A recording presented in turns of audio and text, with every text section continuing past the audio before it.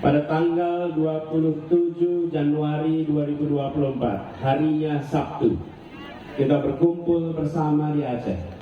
Kita berkumpul di bumi Serambi Mekah untuk menyamakan rencana kita ke depan. Kita menyaksikan negeri di mana korupsi makin merajalela. Kita menyaksikan negeri di mana mafia-mafia makin menguasai jalur perdagangan kesejahteraan rakyat.